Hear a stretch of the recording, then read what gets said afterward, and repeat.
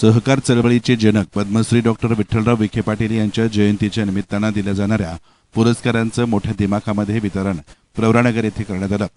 कला, साहित्य आणि नाट्यसेवेत उत्कृष्ट योगदान देणाऱ्यांचा उपमुख्यमंत्री सुनेत्रा पवार यांच्या हस्ते गौरव करण्यात आलाय. आशिया खंडातील पहिल्या सहकारी साखर कारखान्याचे जनक पद्मश्री डॉक्टर विठ्ठलराव विखे पाटील यांची 129वी जयंती साजरी केली जाते. गेल्या 36 वर्षांपासून राज्यातील कला, साहित्य आणि नाट्यसेवेत योगदान देणाऱ्यांचा गौरव जयंतीच्या निमित्तानं केला जात असून राज्यातील मानाचा पुरस्कार म्हणून याकडे बघितलं जातं. राहाता तालुक्यातील प्रवरानगर येथे उपमुख्यमंत्री सुनेत्रा पवार यांच्या प्रमुख उपस्थितीमध्ये या पुरस्कारांचं वितरण करण्यात आलं.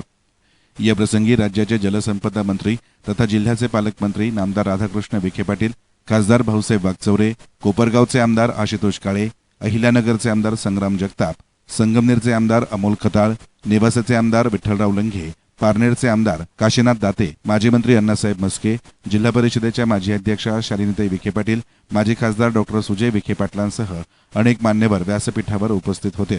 या पुरस्कारांमध्ये जीवन गौरव पुरस्कार उत्तम कांबळे यांना, उत्कृष्ट साहित्य योगदान पुरस्कार संहिता राजन पुणे यांच्या चलग सये वारुळाला कथासंग्रहास, विशेष साहित्य पुरस्कार सुरेंद्र दरेकर पुणे यांच्या समर ऑफ 79 या कादंबरीस, तर राज्यस्तरीय कला गौरव पुरस्कार मालती इनामदार नारायणगाव यांना तमाशा कलेच्या सेवेबद्दल, तर राज्यस्तरीय नाट्यसेवा पुरस्कार सचिन शिंदे नाशिक यांना, तर जिल्ह्यातील साहित्यिकांचाही यावेळी गौरव करण्यात आला.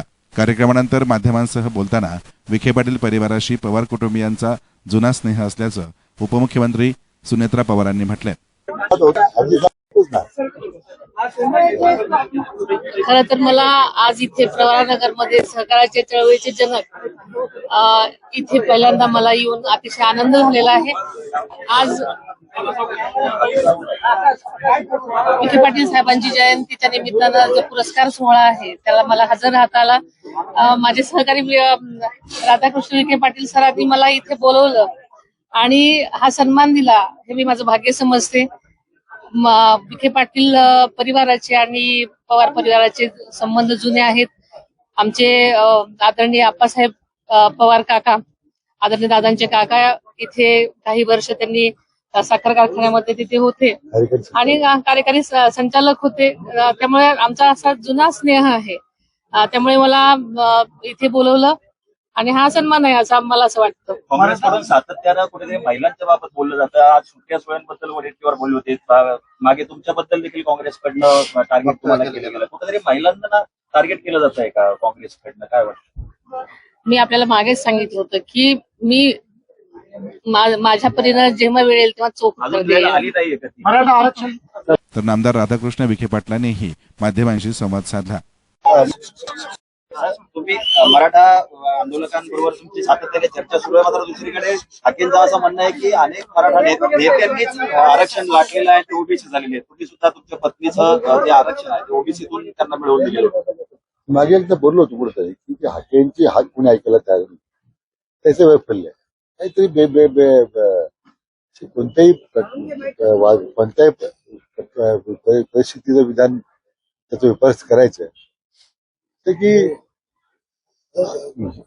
जो लढा चाललेला आहे तो मराठा आरक्षणाचा सुरू आहे.